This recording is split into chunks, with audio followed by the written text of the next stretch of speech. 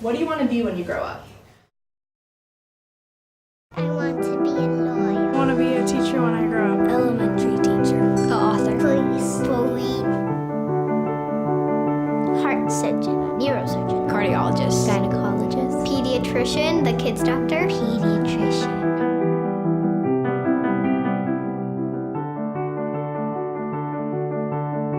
It isn't true that we have a meritocracy because people do not start on the same line, right? Some people get a head start and some people start way before the starting line, and then everyone's like, well, it's a race. Whoever makes it to the finish line first wins.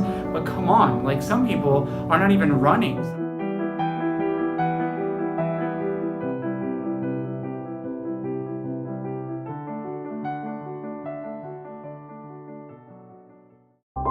It's called the Achievement Gap, and the news is grim.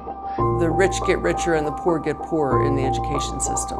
Traditional learning was tailored towards white, Caucasian students. So it should be called what it is, systemic oppression. We need to be looking at how inequity is happening, how injustice is happening in our classroom. Most of us would recognize it as differences in class, differences in income, differences in access to wealth.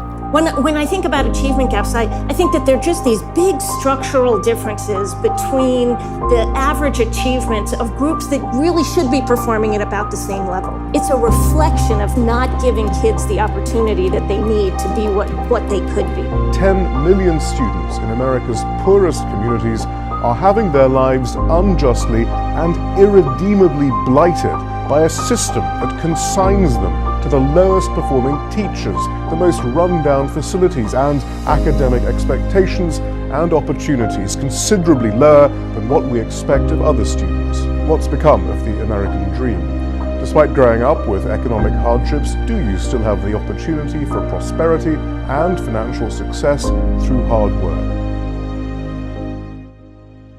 We have a 30-point gap in the number of students in our public schools that graduate college ready who are black versus those who are white.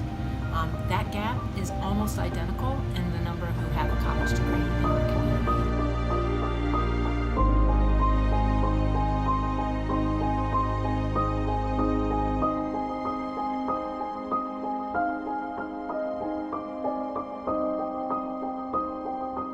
Those gaps, what's most disturbing, I think, is that those gaps have been there for decades and things are not changing, despite good intentions. With this faith, we will be able to work together, to pray together, to stand up for freedom together, knowing that we will be free one day.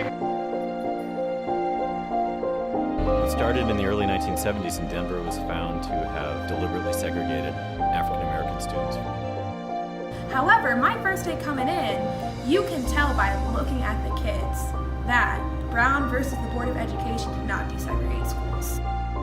Because there is no reason that you should have two public schools within 10 miles of each other where you have one school that is 60% white and another school that's 60% black. And that right there shows you there's something going wrong. We are a Title I school, and though we do not set our students up to fail, given some systematic issues that are occurring within GCPS, they are in a situation where they're not being prepared to be successful. They do not have fair access to success. Many of our students, their average reading level is at a third grade reading level. That is unacceptable. That means that they have been passed on from grade to grade to grade to grade without necessarily having those skills. They're just being passed through a system.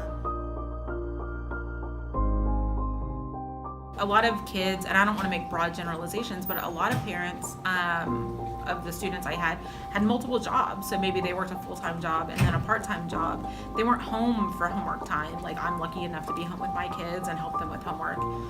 That didn't exist. And that's one of those directly connected to socioeconomic things. When the parents are having to work several jobs and they're not there for their kids, they can't help them. And it kind of creates this cycle of over and over again, like, now those kids are going to grow up behind, and then they're going to have children who like kind of grow up behind, and it's like. And so chances are, if you even make it and finish high school, you're gonna, maybe get into college, maybe not, maybe a 2-year college, maybe you won't at all, and so you just have to go get a job.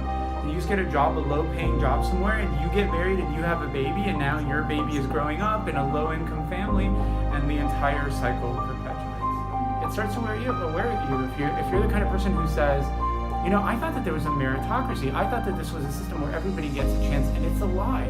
And you realize that it's a lie. I think the biggest lie our kids are told is the lie of the American dream for a lot of them.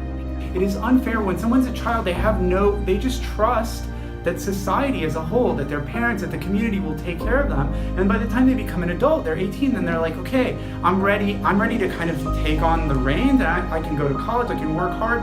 But they get there and they're like, I'm unprepared. That is actually a mistake, a failing of society as a whole. Every one of us is at fault for every child that reaches that point and cannot succeed. I think there is nothing more important we can do to produce the type of society we want than to raise outcomes in the field of education, so that knowing somebody's race or ethnicity tells you nothing at all about what their test scores or grades or occupation might be. So what can we be doing to hold our institutions accountable for changing those numbers? So let me put Teach Kentucky in the context of the achievement gap. Yeah. So we're recruiting people that are bright and talented, and we're recruiting them nationally. So they're new to the community. So it's a net new add of intellectual talent that we're bringing into with a purpose and desire to start an education career. So these are all people that are committed to being educators over the long haul, and we're getting those careers launched here in this community. They also come with both the understanding and the dedication that they're going to be on the front line in addressing this issue of student achievement at the low end in our public school system.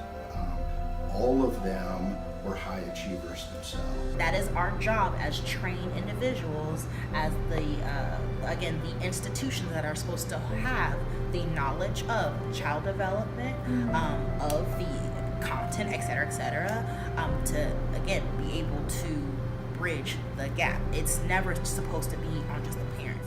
I have seen my babies grow into young men from 7th to 8th grade, because again, it does work when you love up with them, and that love stays with them. A lot of our 6th graders come to us really rough around the edges. There's a lot going on there. So I ran into one of my 7th graders, and he was like, Miss Ballard, are you gonna have this one student for 6th grade? I'm like, not yet, I think they're coming to me next year. And he had said, like, good, Miss Ballard, because he won't be bad once you get him. He's gonna be good like I was after you got done with me. So I'm like, yes! Yes! They don't realize it until a whole year later that just the standards that I hold them to, the work that we do, that crap matters. They don't realize it then and there, but they realize it later, and I appreciate that, and that's what keeps me going. I think that's the biggest thing that 55,000 Degrees is doing, is bringing the different partners together around the table and saying, let's look at this data together, let's dig into root causes, and let's figure out how resources and finances can be moved to help change those outcomes. Our goal is to be able to say to every graduating JCPS student that you will be able to attend the 2-year community college free. And we realized, wow, there's a real lack of programs in the middle school years. And if we can get to students earlier than high school, we have a better chance of ensuring that they will succeed in high school. And so I think there's a real minority of programs in those middle years, and I think that that's often overlooked. And I think that's where the future of education is going, to fill in that particular gap. My suggestion is what we should be looking for is how do we raise the achievement of every student to their fullest potential. And so now we're measuring against a different benchmark. We're measuring against a benchmark that's related to people and their unique ladder, as opposed to an arbitrary or statistical outcome. We're running in a race where they can compete well, instead of running in a race that they'll never be able to compete.